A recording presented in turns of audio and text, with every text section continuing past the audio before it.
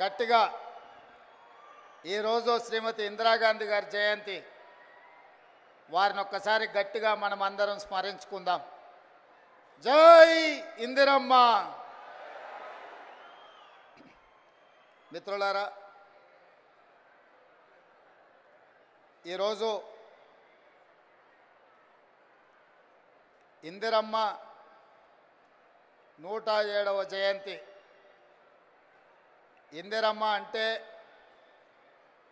ప్రపంచ దేశాలకు ఒక ఉక్కు మహిళ. కాంగ్రెస్ పార్టీ అధ్యక్షురాలుగా, ఈ దేశ ప్రధానమంత్రిగా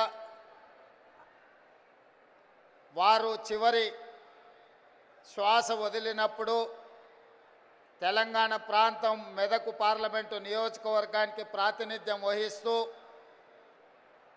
ఆఖరి శ్వాస వారు వదిలి ఈ గడ్డ మీద సూర్యచంద్రులు ఉన్నంతకాలం శ్రీమతి ఇందిరమ్మ పేరు మీద పేద ప్రజలకు, ముఖ్యంగా మా ఆడబిడ్డలకు, మా మహిళా సోదరీమణులకు సంక్షేమ అభివృద్ధి పథకాలను అందించాలని ఇందిరమ్మ రాజ్యాన్ని ఏర్పాటు చేసి ఇందిరమ్మ రాజ్యంలో ఆడబిడ్డల్ని కోటీశ్వరులను చెయ్యాలని ఈరోజు మన ప్రభుత్వం కంకణ బద్దులై ఈ వరంగల్ గడ్డ మీద కార్యక్రమాలను తీసుకోవడం జరిగింది.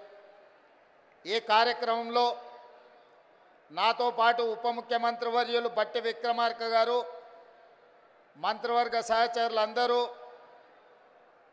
పార్లమెంట్ సభ్యులు, శాసనమండలి సభ్యులు, శాసనసభ్యులు, ప్రభుత్వ సలహాదారులు, ఉన్నతాధికారులు, పార్టీ నాయకులు, పిసిసి అధ్యక్షులు, ప్రాణ సమానులైన 33 జిల్లాల నుంచి తరలి వచ్చిన మా ఆడబిడ్డలందరికీ కూడా హృదయపూర్వకంగా నేను నమస్కారాలు తెలియజేస్తున్నా.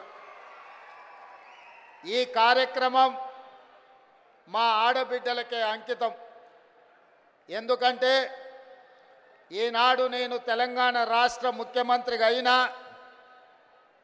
నేను ఆనాడు కాంగ్రెస్ పార్టీ తెలంగాణ శాఖకు అధ్యక్షుడిని అయినా ఆడబిడ్డల ఆశీర్వాదంతోనే, సోనియమ్మ ఇచ్చిన అవకాశంతో కాంగ్రెస్